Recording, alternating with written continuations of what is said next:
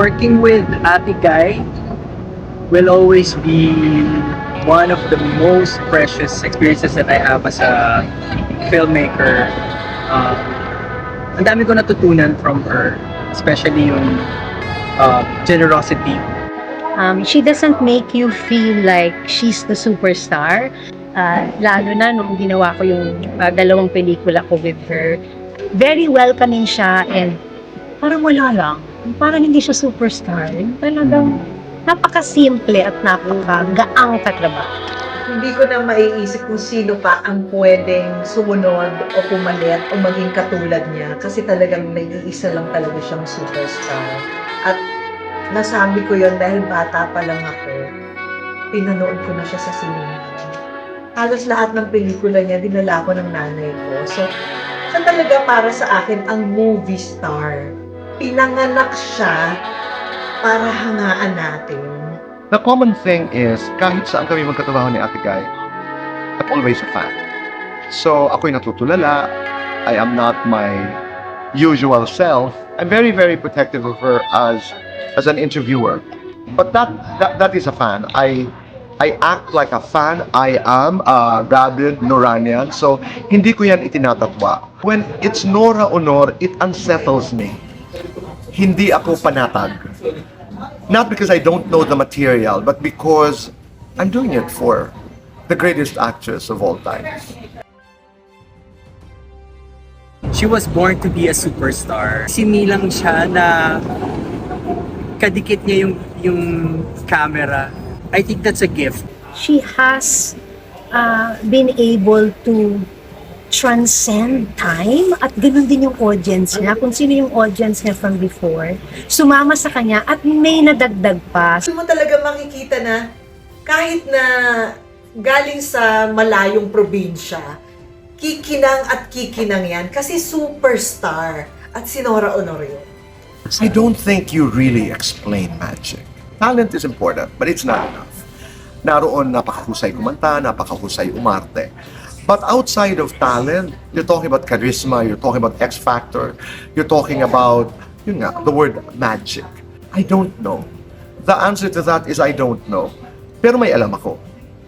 The one and only superstar has magic.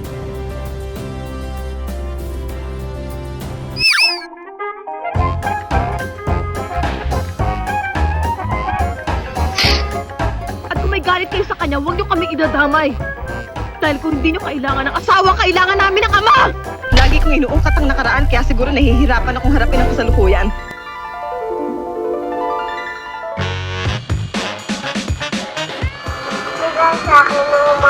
Tina, hiyang-hiya ako sa'yo. At hayaan na hindi ko kayo magsisisi sa ibinigay ninyong honor sa akin ngayong gabi.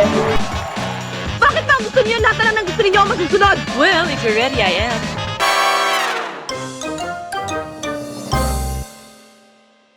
Hello friends! Welcome to the Snooki Serna channel. Alam niyo po guys, isang malaking karangalan po para sa akin. Makasama ko po ang nag-iisang between na superstar at nag-iisang pong national artist natin. Ang nag-iisang Miss Nora. Yay! Minervous ako doon. Napakaganda mo ng introduction. Maraming salamat, Cookie. Kumusta ka na, dapat matagal na itong ganitong ginawa natin. Si Ate Kay pa po ng libo sa amin ng pagkain. Thank you, Naku, Ate. hindi mo na dapat binanggit yun. Pero dahil alam mo kung bakit, yung ginawa mo naman sa amin, gumawa ko ng pelikula, di ba, yung nag-produce ako ng movie, yung nagpisan ko, na ikaw ang nandun, hindi talaga nagpabayad si Cookie sa amin. Talagang libre lang po, talagang, hindi ko always maisip na ganun ang gagawin talaga sa akin. Ate. Napakabait talaga. Ayan, narinig niyo ha. Ang ate nag-iisang superstar na po nagsabi na mabait po ako ha. Alam niyo na. Isang hiling lang. Ay, ano po? Atigay na lang. Ah, sige, Ate Gay. Oo. Wag na yung superstar, wag na yung kung ano man. Wag na yun kasi para nakakailang eh. Oo. Ano po ba yung naalala niyo na tungkol po sa akin ng bata ako? Ikaw, Cookie, ay isang napakabait na bata. LBN, nung kita nakita kasama mo, mami mo, natatandaan ko yun. Aywan ko, umiiyak kaya nun eh. Pero wag na natin sabi, siguro walang candy, walang ano, kaya ganun. Tsaka, Matagal ko na rin pinangarap na talaga magkalapit tayo, maging close kita. Kasi ang hirap talaga, di ba, kung iisipin mong maigi, ang trabaho natin sa industriya. Ang sinasabi nga nila, ang industriya, kapag artista ka, walang pinagbago sa politika. Apo. Hindi ba? Tama. Dahil ang politika at saka ang artista parang pareho parang halos Para nag-iisa yung tinatakbuhan. Oo, tinatakbuhan. Tatanong mo kung may naging close ba akong artista. No? Wala, kung isipin mo, wala halos akong naging close na artista talaga, kundi si Kuya Germs. Tapos yung mga nakasamahan kong artista nung araw pa. Pero ate, ang katotohanan, maraming siguro gusto maging kaibigan mo. Gusto kang i-approach na ate, kaya Pero lang parang nahiya sila. nahihiya, di ba na ate? Pwede rin May ganun, ganung oo. factor. Marami sa mga kabataang artista kasi ngayon na minsan yung nauuna ba, hindi tulad natin, na yung mga artista nung araw, mabibilang mo lang yung mga artista na talagang may respeto. Apo. Tama, Di ba? totoo ate. Ngayon kasi mga kabataan, minsan dadaan-daanan ka na nga lang eh. Tama. Di ba? Ang real talk po tayo dito mga friends, di ba po? May mga ano po talaga, mga bagong artista ngayon na parang magpasintabi sa isang veteran, much more an icon pa of the movie industry. Ano ba naman yung bumati kayo na, di ba gumanon man lang kayo? Yung ganun, di ba ate? Yung Hindi lang sa akin yun, sa lahat ng mga artista na, ibig sabihin, nauna sa kanila. Apo, Ibig tama. sabihin, Dapat ganun. sana meron silang respect na po sa mga respeto senior. lang. Kasi, importante sa atin yan magkaroon ng respeto sa kapwa. Kahit na nga hindi ka artista, kailangan mo pa rin yung magkaroon ka ng respeto sa kapwa. Ate, naalala ko, di ba po, yung nung pumasok ako sa showbiz noon, 3 years old pa lang ako. Ate, kainitan mo nung as a teen star. Tapos ang nauuso pa noon, naalala ko, mga, hindi wala naman po, I don't mean to offend anyone, pero yung mga bomba pictures, di ba ate? Tapos parang ang sabi nila na tayong, nakijoin ako kay Hindi ate. totoo naman yan. Parang kami daw po ni ate kayo nagpumutol nung trend ng bomba films nung araw. Totoo naman yun. Talagang totoo yun.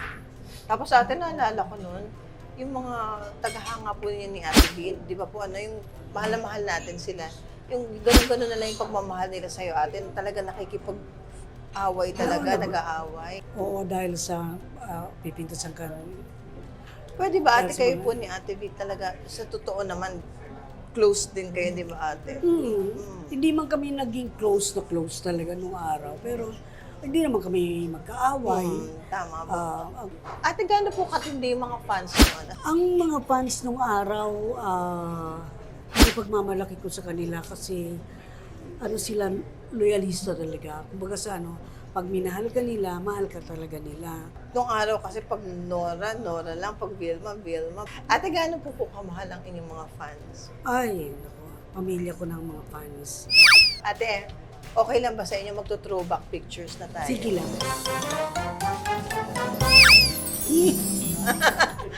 Ade, dyan ako nag-umpisa.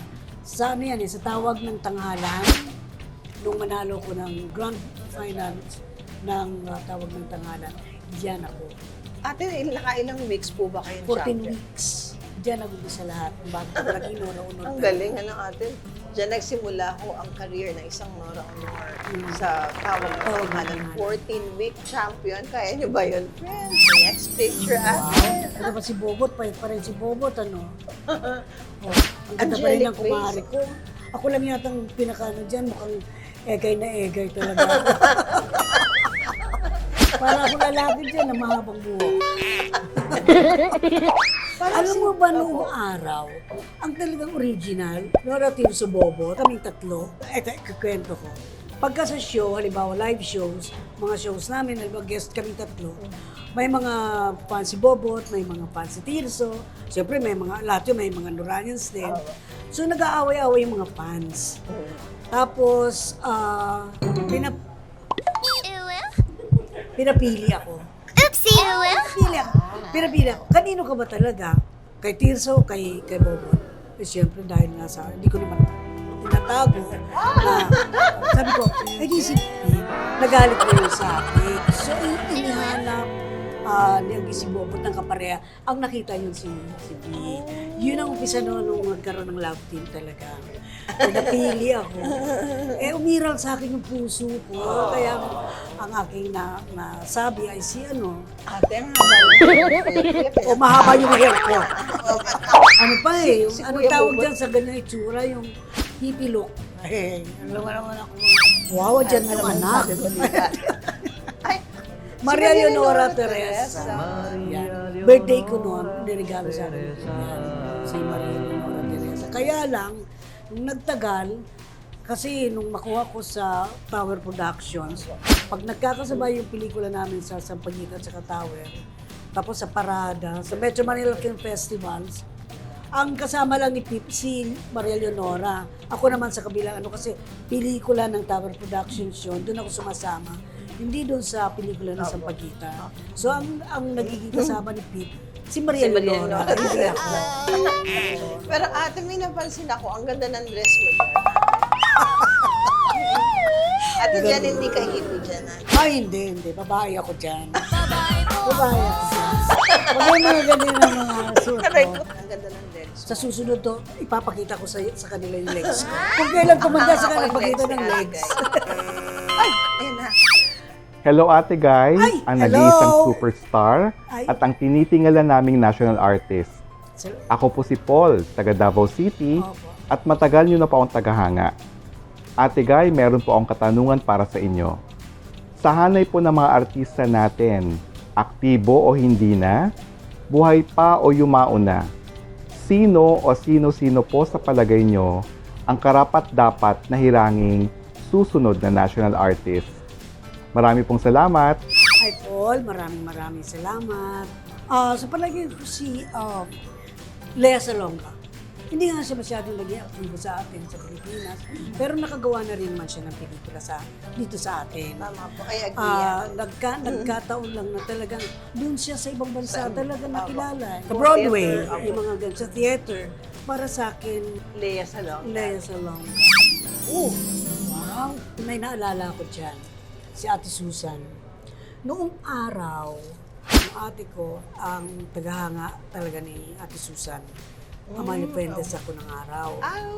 Kaya naniniwala ako sa mga fans na pinagdalaban yung idol dahil isa ako doon sa mga ganon. Nung pumunta ako ng Manila at naging artista ako at kinuha ko ng Tower Productions, nagkataon na nandun si Amalia.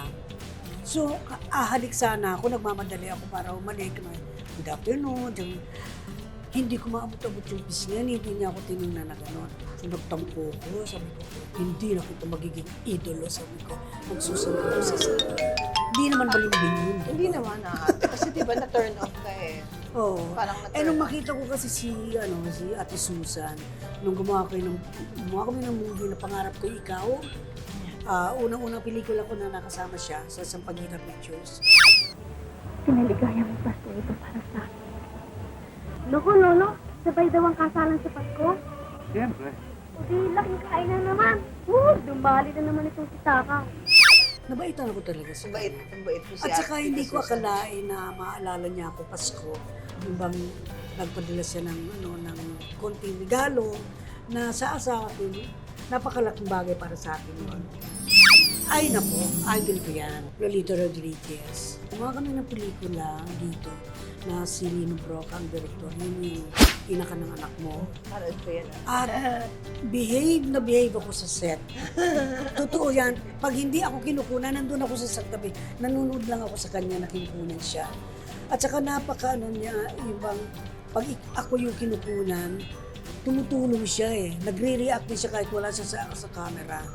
Yung eksena nung hayop, andun siya noon, nakahiga siya, kasama yung baby.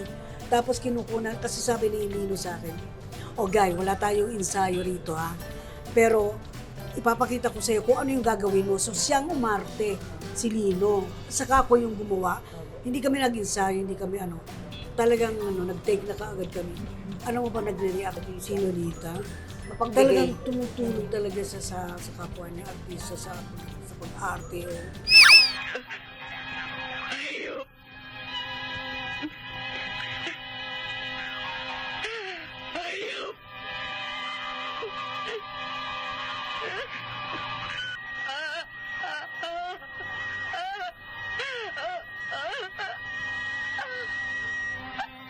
The best sa akin yan. The best siya kasama.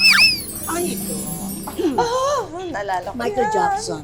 Ang Jackson 5 nung araw, di ba, kinuha ng diva. So pumunta sila rito. Tinawagan ako, pinakilala ko.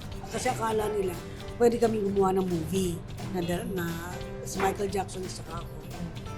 So ang nangyari, papauwi na sila noon nung kinausap ako. Kaya hindi natuloy yung pelikula yun. Natutuwa ako na nakita ko siya ng At personal. least, di ba, At ate? pakilala naman sa akin. Sabi ko, my gosh, buti pa si Ate Guy na nakasama si Michael Jackson. Pero ate, masasabi pa rin natin na milestone yun. Ate guys, si Eagle Rings po ito. Ang tanong ko po sa lahat po ng mga naging leading men ninyo, sino po ang pinaka-paborito ninyo? Sino po ang pinaka-nahirapan po kayo? At sino po ang gusto nyong maging leading man sana pero hindi nyo naging leading man at all? Thank you, Ate Guy. Grabe ha. Thank you, Eagle. I love you. Siguro kung paborito, hindi lang iisa. Marami akong paborito na naging leading man. Si Boyet, kasi magaling si Boyet na artista. Si Tirso, kasi iba naman yung kay Tirso. Ate, parang naiibang reaction na si Tirso na pag-uusapan. Hindi ko Joke, alam ate. Jay Lagan. Ay, oo. Jay Lagan, ako. Si Kuya Epe, magaling din naman. Wala naman akong masasabing nahirapan ako sa naging leading man. Wala. Wala. Tapos kung sino yung gusto ulit makapareha, hindi naman ako nangangarap kung sino. Kung sino pwedeng makasama ko ulit. Yun. Sino yun?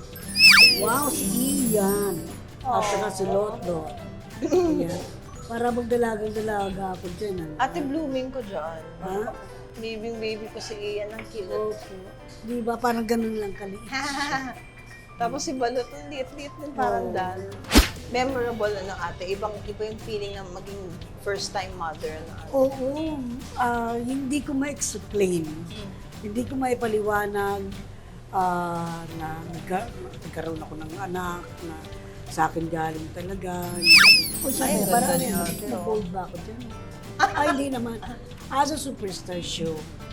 Kasi, Si Lotlo na yung opo. Kasi noon, madalas mag-guest ang mga anak ko sa show. Ayan, isa yun sa mga kuha. Kwento ni Lola Kwento ni Basha. Lola Basha.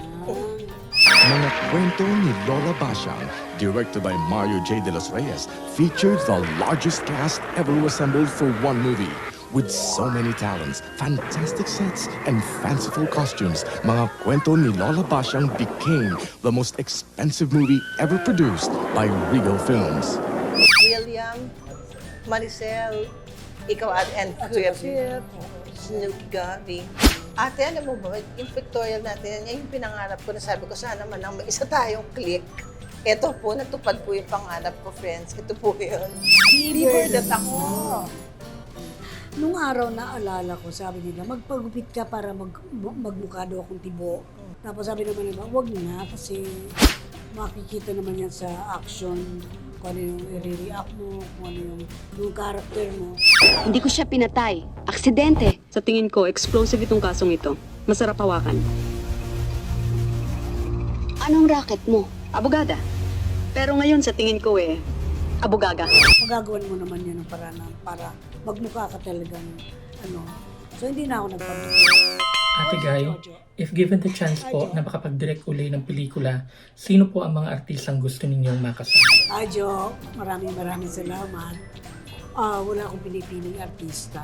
Pero sino yung babago dun sa character nung pelikulang ibigay? At di ba po nag-direct po kayo ng movie naman? Kamusta po ba yung pelikula? Hindi na palabas. Bakit po? Sa walang Bakit Diyos. po Hindi ko natapos mayroon pa kami 5 araw pa yata noon . Dapat yun ihahabol sa festival, na hindi ko na ihahabol sa festival. So nawalan ako ng gana, hindi ko na naituloy yung movie. So, hindi talaga natapos. Eh ate, pag sinabi niyo na may nag-offer na producer, Guy, gusto kong gumawa ka ng pelikula, ikaw mag-direct. Gagawa ka? Bala ko na mag-direct pero sa sarili ko siguro production pagka halimbawang binigyan ng pagkakataon. Oo naman, siyempre ikaw pa. Last but not the least, yung kung ating Ay! Alex. Napakabait na direktor at saka wala akong kaproblema. Lagi ako niyang tinutulungan pag nasa set. O kung walang-wala ako, kung kailan kita kailangan. Patawarin mo na ako. Naawa ka ba sa akin nung palayasin ako sa bahay na ito? Naawa ka ba sa akin nung ipagtabuyan akong parang hayop? Lino Broca. Pag halimbawa mayroong eksena na pinagawa sa'yo, lalo na yung mga drama na medyo mahirap ng konti, at nagustuhan nila o tama yung pagkakagawa mo doon sa eksenang binigay sa'yo, niyayakap nila yung artista, yung gano'n. Ate, ako po, laking Lino Broca po ako. Alam ko. Siyempre, paborito kong direktor, Mario O'Hara.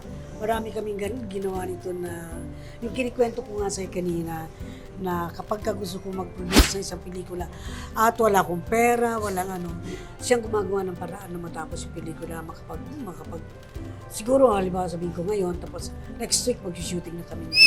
Patuloy akong susuporta sa ganitong mga bagong pamamaraan sa filmmaking dahil unang-una nabubuksan ng maraming kaisipan at nadadagdagan ng maraming mga talented na mga tao at sumasama sa industriya. Nakakatuwa no ate, yung sa inyo po friendship na po Oo, talaga. totoo yun. Mario J. De Los Reyes, naging barkada ko yan. Lalo na nung ginawa namin ang Ani Batong Bakal.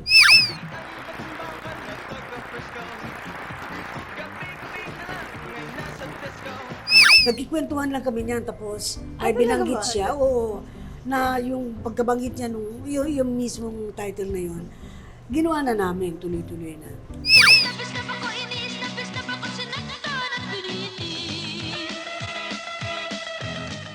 Kuya Germs. Yan ang sasabi ko sa isang tao na masasabi kong natatakbuhan ko pag may problema, pag masaya, kahit nasa States ako, isang tawag ko lang sa kanya, talagang kinakausap ako niyan. Naalala ko yan si Kuya nung kinausap ako nung namamahala ng Superstar show noon, na sabi nga, kasi nung araw, 4 na oras yung Superstar. So, nagkaroon ng pagkakato na naging 3, naging 2. Pero marami ako mga co-host na komedyante. Isa si Kuya Germs. Sira lang yung plaka. Ikaw naman. Bakit? Wala akong ginagawa. Kasi ako nakaupo ako dito na maganda. Ngayon, nung si Kuya Germs na lang ang natitira, kinausap ko, sabi gano'n, pwede bang gusto mo ipatanggal nga si Kuya Germs kasi gusto nila ako na lang yung sa show. So sinagot ko sila na ko, alam niyo po kung tatanggalin niyo si Kuya Germs, tanggalin niyo na rin ang Superstar show. Doon kami talaga naging na yung Kuya Germs kasi nabalitaan niya na pinagtanggol ko siya. Pag naging kaibigan ko talaga, hanggang sa dulo ng walang hanggan. Uy, di hanggang sa matapos o kung saan man ako magpunta o kung ano man.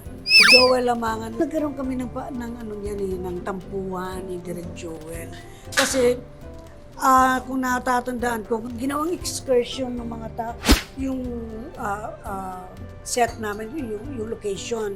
So jeep yan pumupunta. Si Direk pagka ayaw ng maraming tao kasi may ingay. Nagmumura siya pa. So may mga pinakausap niya yung mga tao, mga pinapaalis. Nagtampo ko sa kanya nung sabi ko, Direk, sabi ko, huwag mo namang alihin yung mga tao kasi gusto lang naman makapanood. So tagal din kami hindi nag-usap nun. After 2 years, nagkabati kami. Ito ang aking direktor na sa totoo lang masasabi kong paborito ko at saka gusto kong dinidirect ako. Kasi siya kung natatanda nila yung face the camera, feel beautiful. Walang iba yan kundi si Direk Elwood Perez. Pero alam mo, underrated si Direk kasi alam ko magaling siyang direktor. Gusto lang niya minsan yung kadalasan yung mga artista niya nagiging maganda sa paningin ng mga manunood kahit mahirap ka.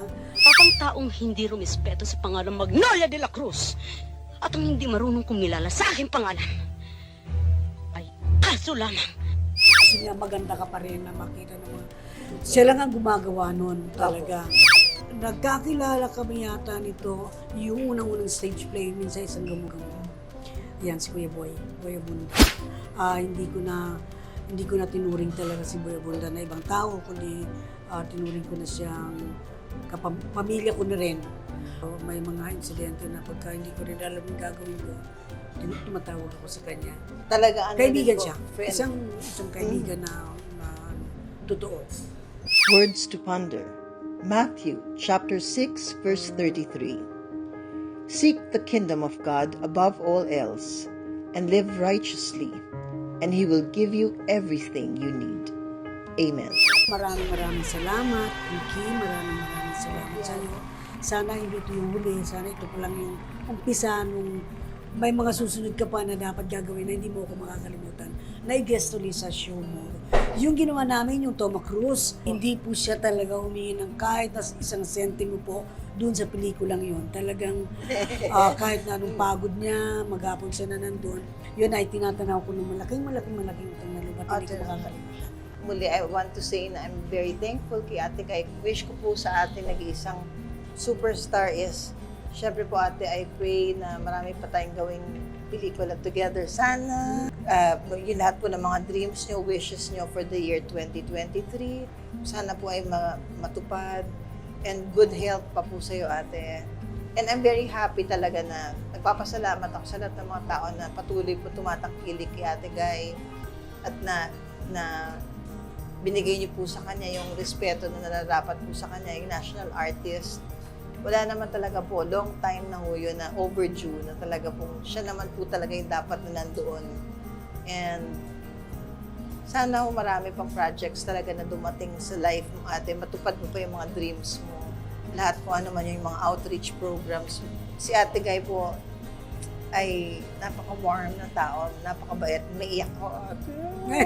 Kung alam niyo lang, mahal na mahal ko si Ate Guy. Maraming salamat. Friends, you know the drill.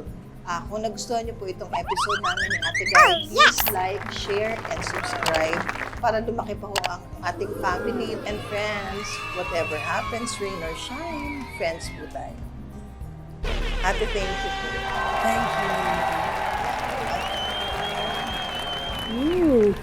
Buta mo naman sa laki ko, gumagano ka sa salamat, I love you, anak. At hindi ko makakalimutan lahat.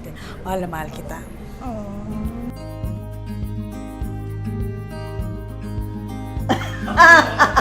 Okay yan. Sa editing na lang.